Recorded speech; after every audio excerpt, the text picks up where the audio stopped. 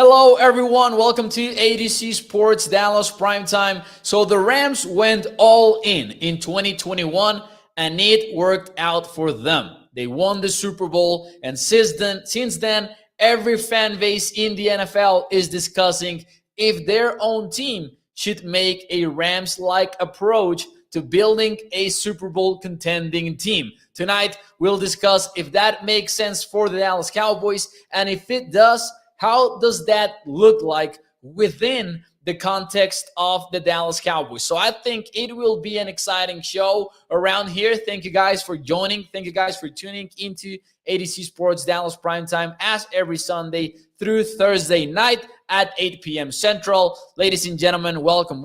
Make sure that you hit the like button. Share the show. If you are watching on Facebook, YouTube, or Twitter, let your friends know about ADC Sports Dallas Primetime. We'll talk about that, what a Rams-like all-in would look like for the Cowboys, and we will close out the show as we do every Wednesday with one cool thing. What is your one cool thing of the week? So let's get the show started officially. Thank you guys for joining. Here we go.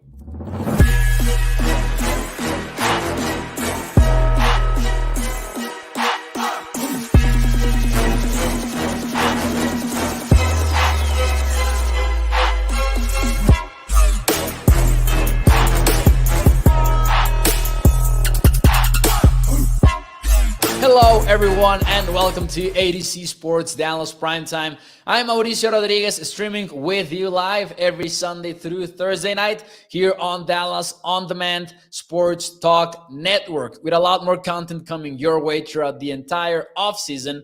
Make sure that you check out adcsports.com/Dallas for more Cowboys content and more Mavericks content. But tonight, we will discuss what a Rams-like all-in would look like for the Dallas Cowboys, because we are all envying the Rams a little bit, at least, because they were super aggressive in their way of building their team. And I think that each and every one of the other 31 NFL fan bases right now are looking at what the Rams did, maybe even what the Buccaneers did by acquiring Tom Brady. But I kind of ruled that out because that was such a specific situation, right? With Tom Brady being available and all of that. I think that the Rams approach is the one that is truly a study case around the NFL, because they really stepped away from conventional wisdom when it comes to team building in the league.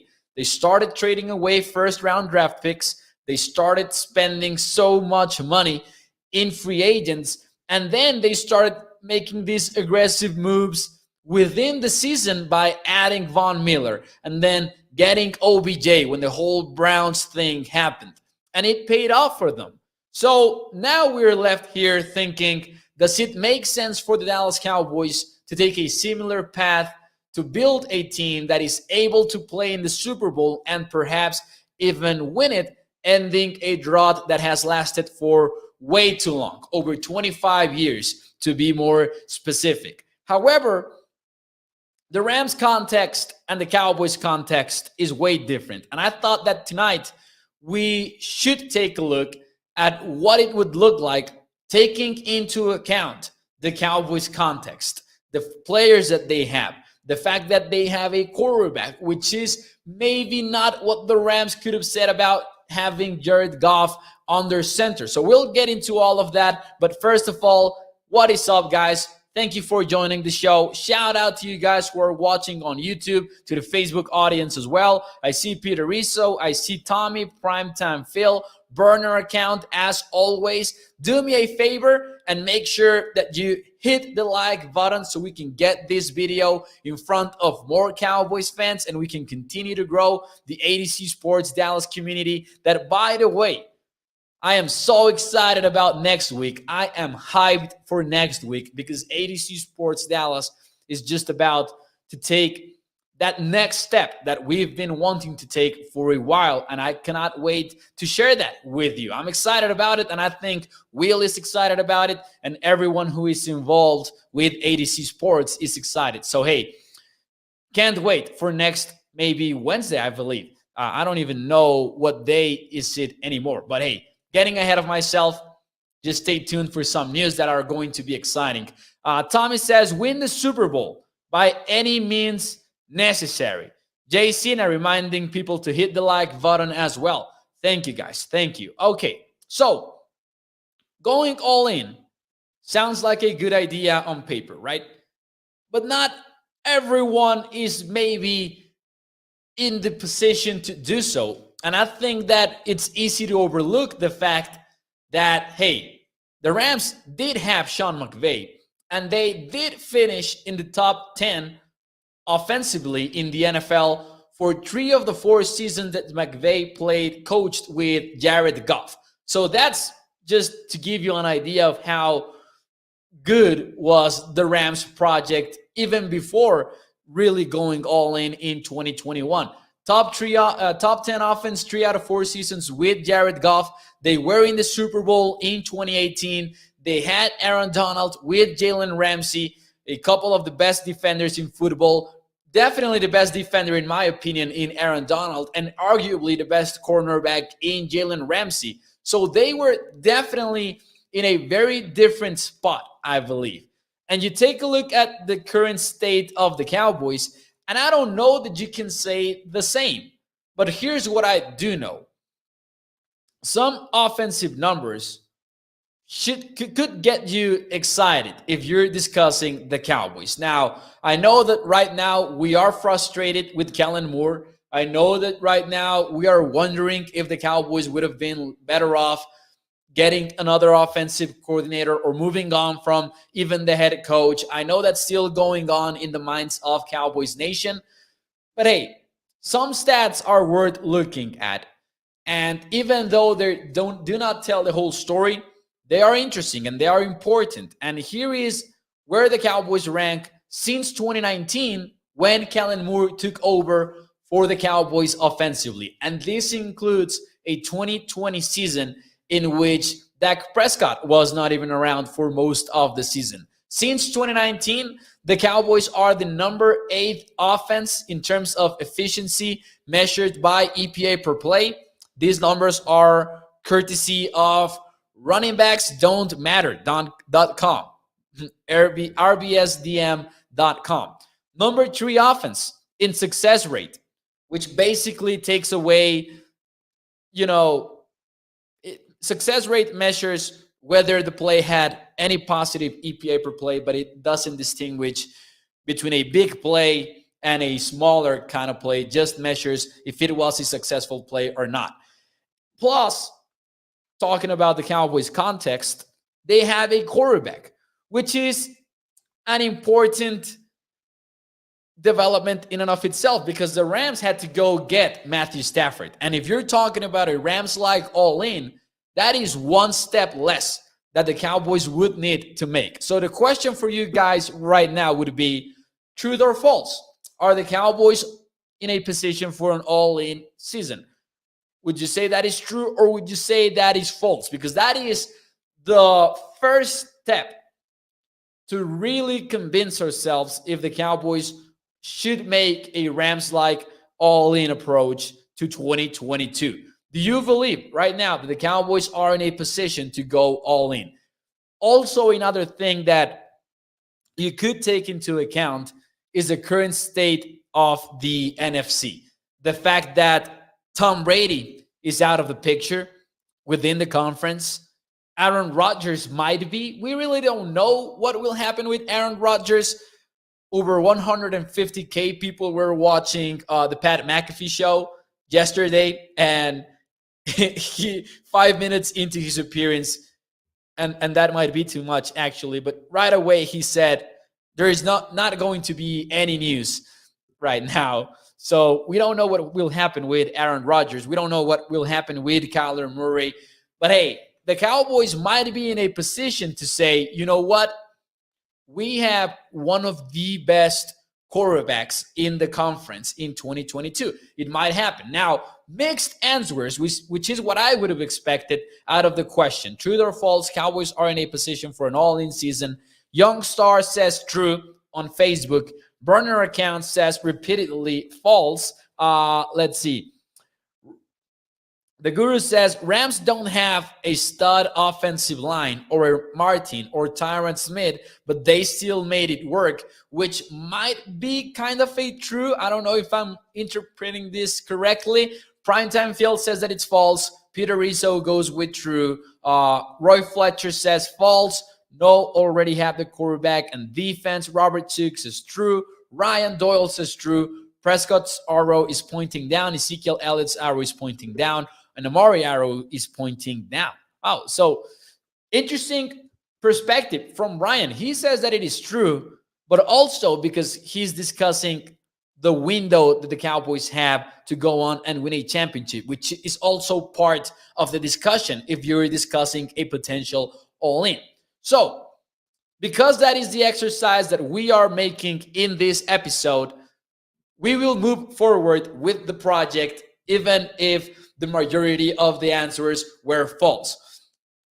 I will say that I don't expect the Cowboys to really take an all-in approach to this season. That is something that I think we have learned better than that. We know better than that. We know that the most likely strategy for this offseason is the same old strategy that the Cowboys have been using for years. So that is an important disclaimer right now. This is not a prediction of what will happen in the Cowboys offseason. This is just us looking at how it would look like if they did. And I believe that going all in for the Cowboys means one specific thing. Right now, they are over $20 million over the cap. That definitely, undoubtedly has to change in order for the Cowboys to be in a position to do so.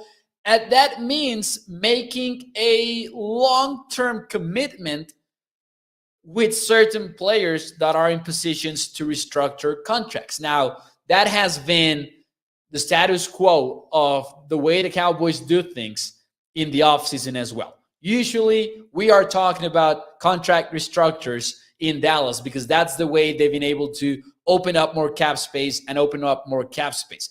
But I think that if you are talking about going all in, you need to really, really restructure just about any player that provides an important benefit or relief to the salary cap.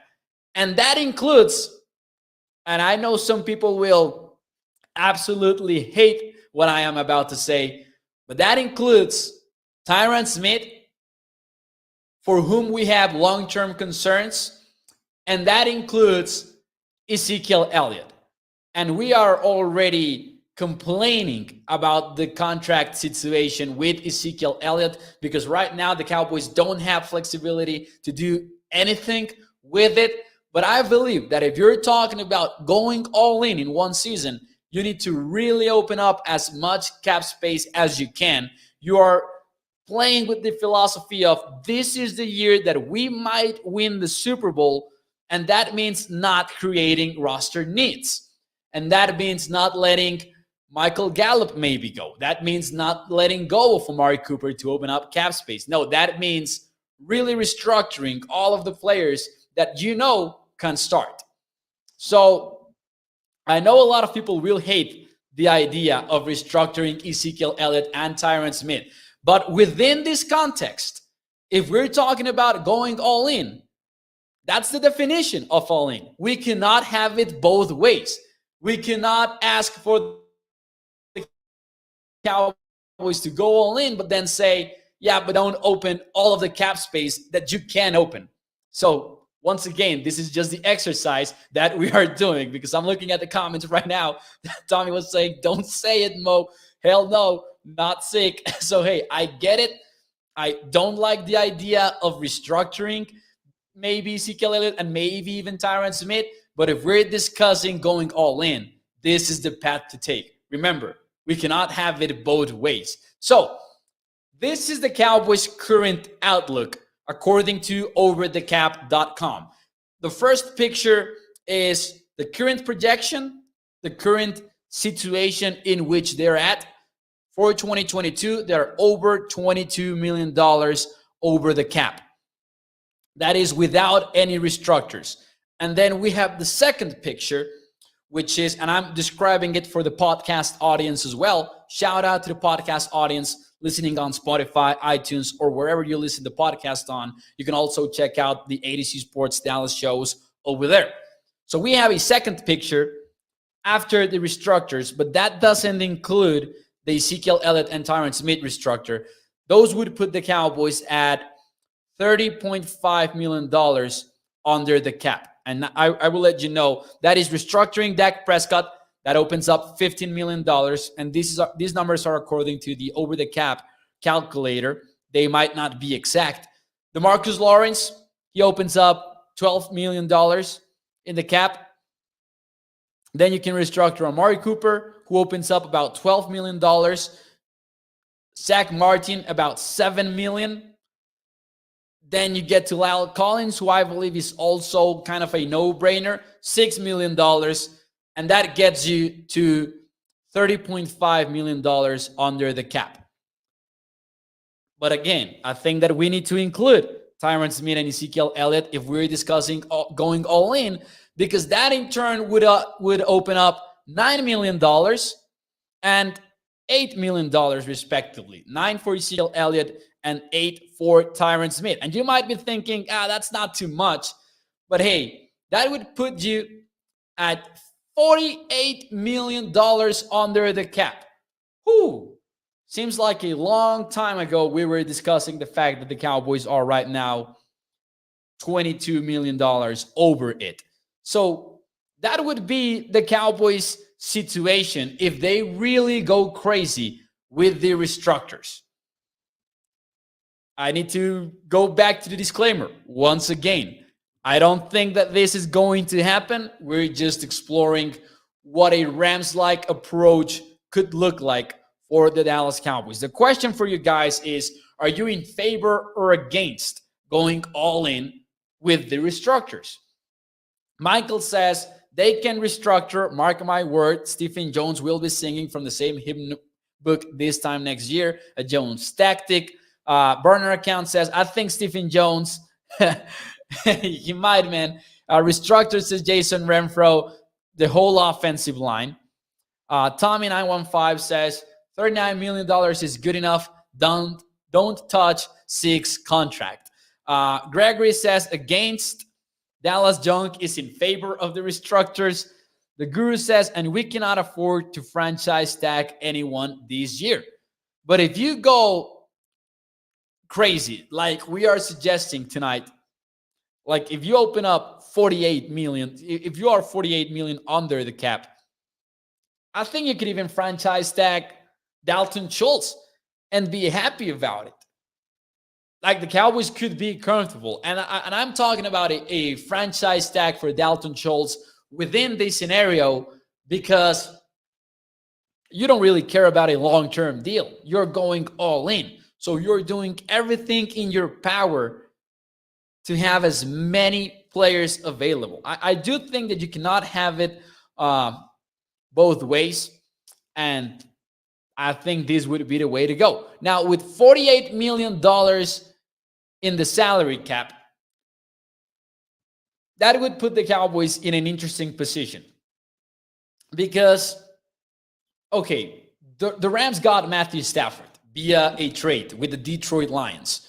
They also, during the season, got Von Miller. They got Odell Beckham. I don't know. I cannot figure this out specifically, and I'm looking forward to hearing your thoughts in the chat. I don't exactly know what the Cowboys would be looking for, whether it's in free agency or whether it's via the trade market.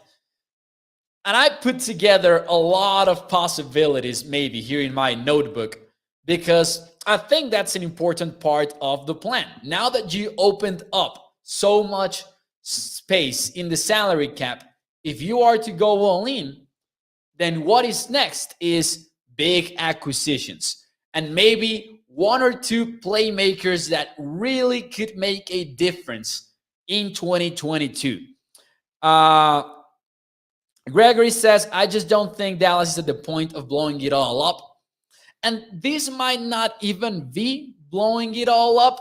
This might just be Well, rolling the dice and going all in. I agree with Sky Steele and Schultz as guru. Not worth tagging as he's not a feature guy, but more of a product of the system. Now, just to rewind a little bit, last night we discussed on Primetime the franchise tag and Dalton Schultz. I'm not in favor in general of tagging Schultz or even Gregory this season. But within this context, I would like it. Within this scenario, discussing the all in here. Jesse Bates says Shane Carter from ADC Sports Dallas and Lakin Tomlinson to, really biff off the left guard position and replace Connor Williams. Lakin Tomlinson, who has been playing outside zone for the 49ers for a long time, could be a good ad in free agency. Not a super fan of Tomlinson, but I could see him work with the Dallas Cowboys. I would be thinking more of maybe what Tommy is saying here. I would sign Chandler Jones and Devontae Adams if we had all that money. I didn't consider Devontae Adams because I don't see him getting out of Green Bay unless it's via a trade. Like, I think that the Packers are guaranteed to franchise tag Devontae Adams. Now, Chandler Jones is a good one because I think that you can put Von Miller and Chandler Jones in the conversation. Miller projected to sign a $70 million per year contract, while Chandler Jones is at 16.75 in the PFF projections. I was thinking also about, as you can see in the graphic, Ryan Jensen from the Tampa Bay Bucks, projected to sign a $13 million per year contract. I wonder if the Cowboys go, you know what, we like Tyler Viadish, but Ryan Jensen could really solve a big problem along the Cowboys offensive line for 2022. Dario says Garoppolo. I don't think now that would be a downgrade, in my opinion, for the quarterback position. Marcus May could be interesting, intriguing, says burner account. Could be as well. Now, I don't know what the Stephon Gilmore situation will be like. I figured that they will figure out a way to keep him in Carolina. But if he becomes available for one reason or another, Stephon Gilmore, I would love him in the Cowboys specifically because he is this man-to-man cornerback, and the Cowboys played man coverage at the third highest rate in the NFL in 2021. Now, then there's, of course, the Michael Gallup conversation. If you have $48 million available to you in the salary cap, then re-signing Michael Gallup becomes a very high possibility, even a probability. But there's also other paths that you could take. And I was thinking about maybe trading, say, a day 2 draft pick for Brandon Cooks, who is set to have a $5 million cap hit in 2022. Brandon Cooks could really fit into the Cowboys offense, I believe. There's also a potential trade for Marcus Peters. If we are discussing big-time cornerbacks who could also have a low cap number and really just allow the Cowboys to also go all in, not only in the terms of the salary cap, but also with draft capital resources. Tommy says, I'd go get a better option than Gallup. I don't know what that exactly would look like, Tommy. I know that people have been speculating about Jarvis Landry being a potential trade candidate in 2022 during the offseason. I don't know if people would consider Jarvis Landry an upgrade over Michael Gallup. I would not re-sign Gallup at all anyways. His burner account. Let's see. Agreed, Tom Downey. Start with McCarthy. Von Miller would be fun too, says Shane Carter, but I'm biased. Hey, Von Miller would be fun. Godwin, says Tommy915. Getting crazy. Ooh, I like it. Let's see. The Kansas City Chiefs drafted 2 rookie starters to improve their offensive line. Can Cowboys do the same at left guard and center? At least one of them. I think that the Cowboys will be in a spot with the 24th pick in which they are going to be able to do so. Ooh, Tommy getting crazy. Mike Williams. I would absolutely love getting Mike Williams. He will likely be expensive. He might be closer to the $20 million range. Don't think he will fully get there, but I would expect him to maybe make around $17 million per year. I am super biased when it comes to Mike Williams. I called him Little Des when he was in the draft process. I'm a Clemson fan. And what I would love about Mike Williams is that he's this big red zone target that the Cowboys could exploit. Like, I am not sure that they have been exploiting their weapons right now in the roster. Like, I don't know that Amari Cooper and CeeDee Lamb are used the way Mike Williams could be used in the red zone. Robbie Anderson, burner account says, I would call Carolina, and what would they want for Robbie Anderson? Post routes all day. Allen Robinson. Yeah, so that's like the one acquisition that the Cowboys could make in free agency if they went all in. Or maybe if we are really just out here copying what the Rams did, how about buying low on OBJ? And I think they would really buy low on him because he might sign this 1-year prove-it deal. The Cowboys might not risk a lot in the long term and get OBJ involved. Why not? Disclaimer for those of you who are just tuning into the show, these are not predictions. These are just our look at what a Rams-like all-in approach would look like for the Cowboys. We need to upgrade at punt returner, says Guru. Could be interesting as well. Let's see. Crystal says, we are going downhill now thanks to Jerry. We're losing lots, no money. The frustration in Cowboys Nation is palpable. And hey, it's more than justified, by the way. OBJ sounds good to me, says Robert Chick. JC Jackson. I didn't include JC Jackson because I don't think that the Patriots let him go. But hey, if he becomes available, add JC Jackson to the list. Let's get those man-to-man cornerbacks. Let's see, burner account. But again, Mo, if we are going all in, then let's do it from the top down in the whole organization. Yeah, but that won't happen. That's the thing. And I know this will not happen either. But if the starting point is just removing Jerry Jones, then that's a bit too much of a fantasy for me. That becomes a whole new genre, you know? But hey, I can see that what you mean, definitely.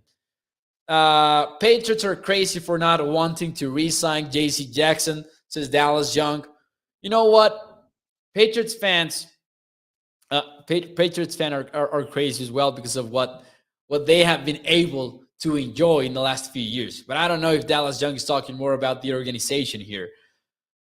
Shane Carter says, not only would Brandon Cooks fill the void Gallup left with his ability to stretch the field, but he's owed no more guaranteed money. So if they wanted to get out of his deal, they could in 2023. Yeah, out of all the players that we have mentioned, Brandon Cooks is one that I would love, even if we're not talking about the Cowboys going all in. Like, even in a realistic scenario, Brandon Cooks should be of interest for the Cowboys. I don't know what his going rate would look like, though, because you would need to make a trade for him. But because his contract situation is so favorable for any team that trades for him, I would guess that he would be expensive. I would guess that it would be a third-round pick for Brandon Cooks, maybe even a second-round draft pick.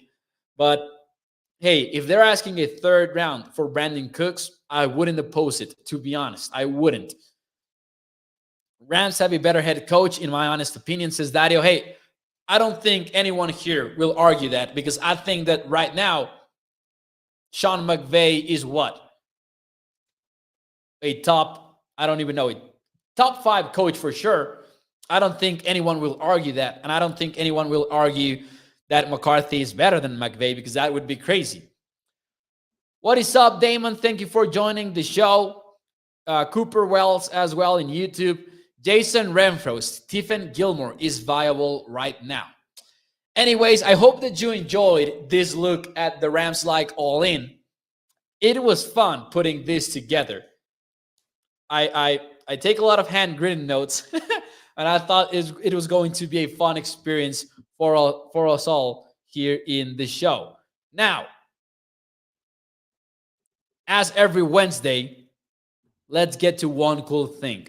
And I think it was Jason who asked about the one cool thing segment on Monday. So I'm guessing that he has something cool to share. I have an amazing one, which is not a personal one at all. It is just a random sports thing that was floating around social media, and I was losing my mind on Sunday, geeking out over this All 22 clip. I will show it to you in a moment. But first, what is your one cool thing of the week? As every Wednesday, it is already Wednesday. Man, the week has flown by to me. But what is your one cool thing? Let me know. It can be a personal thing. It can be a professional thing, a sports-related thing, or Cowboys-related thing. Whatever you want it to be, what is your one cool thing of the week? In the meantime, I will tell you mine really quickly because, man, the Immaculate Reception has been around for, the legend of it for the longest time. We've all heard about the Immaculate Reception. We've all heard about Franco Harris and perhaps the most famous NFL play ever. Maybe the competitors would be one that we don't like, which would be maybe the catch.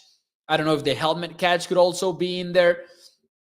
But look at this angle of the Immaculate Reception. I didn't know this existed until Sunday. Shout out to Highlight Heaven on Twitter for putting this out.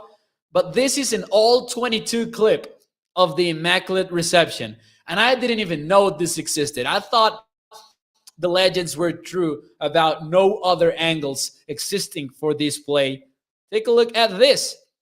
This is the Franco Harris Immaculate Reception. Look at Terry Bradshaw scrambling. Franco Harris is just taking off right now. And then there you go. The rest is history. I didn't know this existed, and I cannot stop watching it for a lot of reasons. First of all, the coverage. The coverage is crazy. It looks like they're playing with three safeties out there, but it's also man coverage. And I don't know that match coverage was around in those times. But then the other thing, and I will play it again, don't worry. Look at, try to find Franco Harris as soon as you can, all right? I'm going to restart the clip. Try to find Franco Harris as soon as you can. And look at where he is. There he is in pass pro, helping out on the right side. Bradshaw is scrambling. And just now, Harris takes off. And of course, the pass is not intended to him. We all know that. But it's still so crazy to look like in the all 22 perspective. Look at that.